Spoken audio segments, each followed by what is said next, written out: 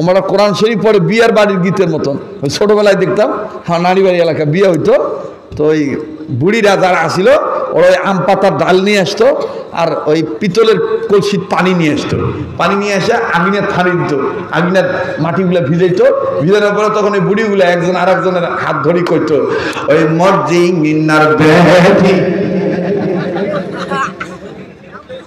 ওই সোলেমানের বেটাও পায়া সোলেমানের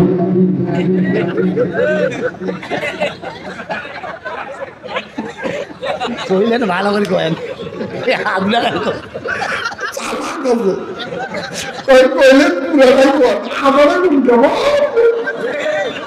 মানে আজ মজি গেছে কোথায় আছে আল্লাহ তুমি হেফাজত করো। বিয়ের গীতের মতন কোরআন শরীফ পড়ে কি অবস্থা ভাই, হ্যাঁ? সোলেমানে হেরি বেটার কবল কত না ভায়া সোলেমানে বেটার কবল কত না ফির আবার মাথার চুলে খোপা খুলে দেয়।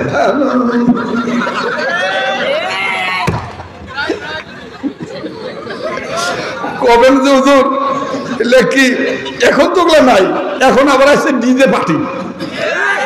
এখন আগে নাচতো বুড়া বুড়ি, এখন নাচে মুতিয়া পানি নেন। তোমরা কথা বলছেন কিনা? সমাজ কি হইল?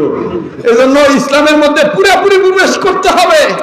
আমার বিয়া, আমার বিবাহ, আমার মরণের কাফনের কাপড়, আমার সালাত, আমার রাজনীতি, আমার শিক্ষানীতি, আমার পারিবারিক নীতি সব কিছুর মধ্যে ইসলাম থাকতে হবে।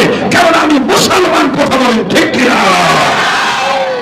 কোথাও কোনো কাজে কোনো কর্মে শয়তানের ইত্তেবা করা যাবে। এটা কার কথা? যারা বলেন কার কথা?